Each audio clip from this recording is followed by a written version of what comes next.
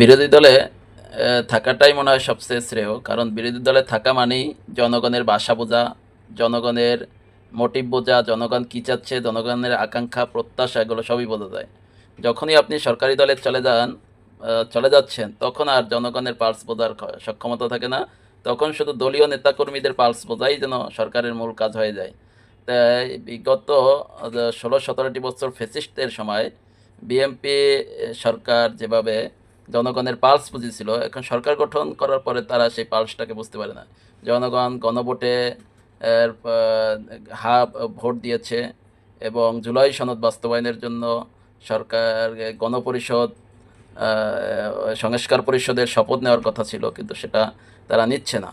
তারা জ্বালানি সংকট তীব্র থাকা সত্ত্বেও তারা দেখেন সংসদে বসেও অসত্য কিভাবে বলা যায়। বাংলাদেশের একটা পবিত্র জায়গা, যেটাকে বলা হয় আইন প্রণয়ন করা হয়, যে একটা বাংলাদেশের সর্বোচ্চ একটা ফোরাম, সেখানে বসেও অসত্য তথ্য দিয়ে জাতিকে বিভ্রান্ত করার চেষ্টা করছে। যে মনে হচ্ছে বাঙালি জাতি সবই অশিক্ষিত, মূর্খ বা গাধা এই টাইপের ভাবে সবাই, যারাই সরকার আসে তারাই জনগণের সাথে হাসি ঠাট্টা তামাশার চলে কথা বলে। এটা আমি সাধারণ জনগণ হিসেবে মেনে নিতে পারি না। কারণ বাংলাদেশের জনগণ হয়ে কি আমরা কি ভুল করেছি? আমাদের সাথে কেন এরকমের আচরণ করবে?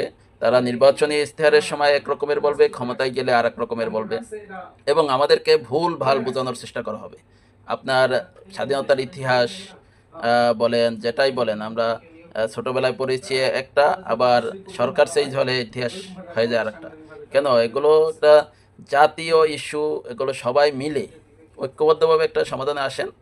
কারণ দেশটাকে তো ডিভাইডেড করে আপনি একটা দেশ পরিচালনা করতে পারবেন না।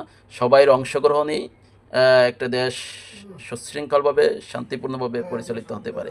তাই সবাইকে নিয়ে একটি সমঝোতা কমিটি বসে একটা ইতিহাস তৈরি করুন। সেই ইতিহাসে কেউ হাত দিতে পারবে না। কোনো সরকার আসুক বা না আসুক, যার যতটুকু অবদান আছে সেগুলো রাষ্ট্র ততটুকু স্বীকার করবে।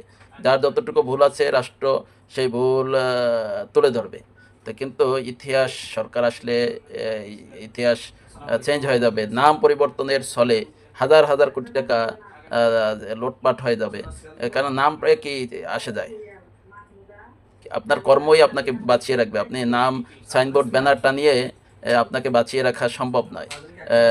যে যার প্রত্যেকটা ব্যক্তির কর্মই তাকে আজীবনের জন্য স্মরণীয় বরণীয় করে রাখে। তাই দেখেন, নাম যে কিছু স্পেসিফিক যারা বাংলাদেশের জন্য সংগ্রাম করেছেন, বাংলাদেশের জন্য কাজ করেছেন, তাদের স্মরণার্থে